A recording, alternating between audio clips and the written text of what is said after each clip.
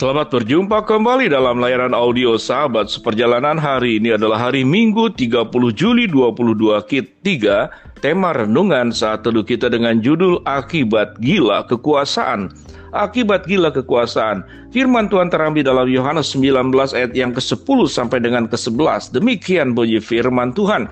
Maka kata Pilatus kepadanya, "Tidakkah engkau mau bicara dengan aku? Tidakkah engkau tahu bahwa aku berkuasa untuk membebaskan engkau dan berkuasa juga untuk menyalibkan engkau?"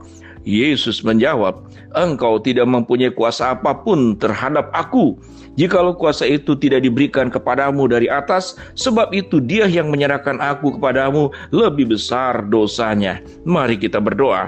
Bapa di dalam sorga, biarlah setelah kami mendengarkan renungan ini, kami tidak seperti Pilatus yang gila kekuasaan. Dalam nama Tuhan Yesus kami berdoa, amin. Shalom sahabat perjalanan yang dikasihi Kristus. Berbicara tentang gila, ada banyak orang macam-macam gila. Ada yang gila makan berlebihan. Ada yang gila main berlebihan. Anak-anak tentu gila main handphone. Ada orang yang kemudian setengah gila karena stres dengan semua permasalahan hidup sampai kemudian gila beneran.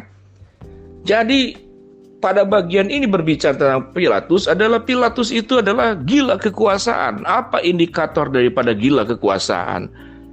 Pilatus sangat tahu dengan jelas, Pilatus punya kekuasaan. Dia adalah gubernur atau disebut dengan prefek, gubernur kelima di provinsi Yudea, Kekaisaran Romawi. Dia menjabat tahun 26 sampai 30 Masehi di zaman Kaisar Tiberius. Dia mewakili pemerintah Romawi di Yerusalem. Sehingga Yesus akan dibebaskan, Yesus akan disalibkan, itu hak sepenuhnya daripada Pilatus. Mengapa dikatakan Pilatus itu gila kekuasaan? Dan apa dampaknya daripada akibat gila kekuasaan? Pilatus tahu dengan jelas bahwa Yesus adalah orang baik. Yesus adalah mungkin dalam hati kecilnya, jangan-jangan itu yang diyakini oleh Israel sebagai Mesias yang akan datang, yang sudah dibuatkan dari waktu-waktu terdahulu. Pilatus mendengar semuanya itu. Tetapi apa yang terjadi? Hati kecilnya nurani Pilatus adalah ingin membebaskan Yesus. Namun Pilatus itu gila kekuasaan. Seluruh masyarakat Yahudi yang ada pada waktu itu yang tidak suka dengan Yesus, ahli Taurat, orang Farisi, dan siapapun juga, maka berjuang mendesak Pilatus untuk bisa menyalibkan Yesus. Padahal Pilatus tahu dengan jelas Yesus tidak bersalah. Karena desakan-desakan itu kemudian Pilatus karena gila kekuasaan, dia tidak ingin kekuasaannya lengser. Dia tidak ingin didemo oleh rakyatnya, kemudian disampaikan kepada Kaisar Tiberius untuk diganti saja Pilatus. Karena dia tidak menjalankan kehendak rakyat, yaitu menyalibkan Yesus. Dan pada akhirnya hati nurani Pilatus itu dikalahkan oleh kegilaannya kepada kekuasaan, sehingga menyerahkan Yesus untuk disalibkan. Beberapa legenda mengatakan kemudian Pilatus itu bunuh diri dan kemudian meninggal dengan cara dia bunuh diri. Sahabat seperjalanan yang dikasihi Tuhan, pada posisi ini kita melihat seseorang yang terlalu gila kepada hal-hal tertentu yang secara berlebihan. Karena gila kekuasaan, dia tidak ingin diturunkan, dia tetap ingin berkuasa di posisi tersebut. Maka apapun ditempuh. Yang benar dijadikan salah dan yang salah dijadikan benar. Barabas itu penjahat. Barabaslah yang seharusnya kemudian dihukum mati dan disalibkan.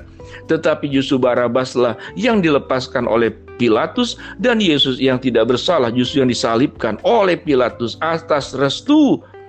Dan karena desakan dari rakyat, Pilatus melakukan perkara yang paling bodoh dalam kehidupan ini. Sahabat seperjalanan, kalau kita melihat bagaimana kondisi kita, jangan-jangan sewaktu kita gila sesuatu, kita sesungguhnya sedang menjual Tuhan yang kita sembah. Kita sedang menjalankan sesuatu yang paling buruk, yaitu melawan Tuhan, menyalibkan Tuhan. Apakah kita pernah menyalibkan Tuhan? Pasti kita mengatakan itu penyaliban Tuhan Yesus sudah terjadi di masa sebelumnya, bukan oleh saya. Tetapi dalam bentuk-bentuk real kehidupan, terkadang kita sesungguhnya seperti Pilatus. Kita tidak mengikuti, kita tidak memuliakan Allah, tapi kita menjual. Bagaimana kita cara menjual Tuhan? Bagaimana cara kita menjual Yesus? Tatkala kita tidak hidup dalam kebenaran. Yang salah dijadikan benar, yang benar kemudian dijadikan salah. Maka itulah yang disebut dengan kesesatan. Itulah yang disebut dengan kita sedang melawan Allah. Suatu kita tahu dengan jelas dalam kehidupan ini, ada satu hal yang memang salah dan buruk. Misalkan korupsi, misalkan penipuan, misalkan demi keuntungan, kita bisa menjual anggota keluarga sendiri. Hati nurani kita tahu salah, karena setiap orang punya hati nurani. Sama dengan Pilatus. Pilatus juga punya hati nurani, ingin melepaskan Yesus, tapi karena gila kekuasaan, sehingga Yesus pun dijual. Jangan-jangan sahabat seperjalanan kita, karena kita gila ingin kaya, gila akan harta, kita pun akan menjual Yesus dengan caranya kita. Kita akan menyalibkan Yesus. Jangan juga karena gila cinta. Alkitab dengan jelas mengajarkan kita tidak boleh menjadi pasangan yang tidak seimbang dan orang yang tidak percaya. Kita memaksakan nikah dengan seseorang yang imannya berbeda, bahkan menggadaikan iman kita mengikuti iman daripada pasangan kita. Itulah yang disebut dengan gila. Gila kekuasaan, gila harta, gila cinta, gila pujian, gila penghormatan. Itu yang disebut dengan orang-orang yang gila.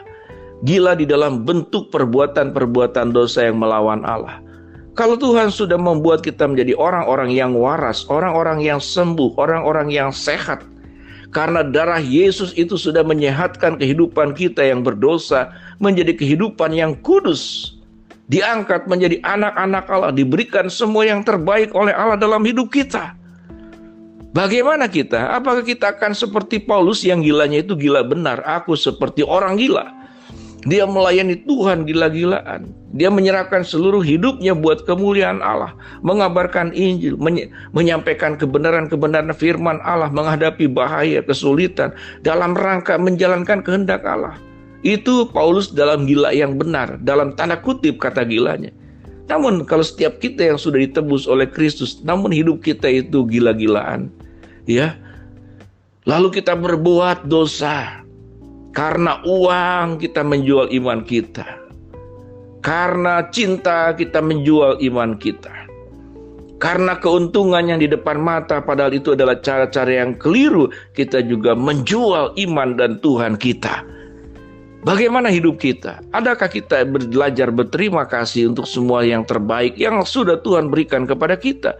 Atau kita membalas kebaikan-kebaikan Tuhan, kasih setia Tuhan, pengampunan Tuhan di dalam Kristus yang sudah disalibkan untuk kita. Lalu kita melakukannya dengan sebaliknya. Baiklah kita menjadi anak-anak Tuhan yang menjalankan kebenaran firman Allah, sehingga kita mensyukuri semua kebaikan Allah. Jangan menjadi orang yang tergila-gila kepada semua kenikmatan dunia yang membawa kehancuran dalam setiap hidup kita. Dan pada akhirnya kita akan menjadi orang yang di kemudian hari menyesali semua perbuatan buruk kita. Namun karena kita ada di penghujung, tidak punya kesempatan untuk bertobat, tidak punya kesempatan untuk merubah kehidupan.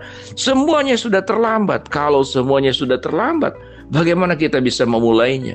Sahabat seperjalanan yang sedang diberikan anugerah kehidupan, diberikan waktu, diberikan kesehatan, jangan kita hidup tergila-gila dalam kehidupan berdosa. Gila kuasa, gila cinta, gila uang, gila harta, gila apapun juga, gila penghormatan. Tetapi biarlah kita memuliakan Allah dalam setiap kehidupan kita, dan kita menjadi pribadi-pribadi yang benar, tidak tergila-gila kepada dunia ini, tapi seluruh hidup kita hanya untuk kemuliaan Allah. Mari kita berdoa. Bapa dalam surga, terima kasih buat kebenaran firman Allah yang sudah kami pelajari. Hamba-Mu berdoa buat sahabat seperjalanan yang sedang sakit, Tuhan jamah sembuhkan. Sahabat seperjalanan yang sedang menghadapi masalah, Tuhan bukakan jalan. Sahabat seperjalanan yang sedang berdoa mengharapkan sesuatu, Tuhan kabulkan dengan cara dan waktunya Tuhan. Dalam nama Tuhan Yesus kami berdoa, amin.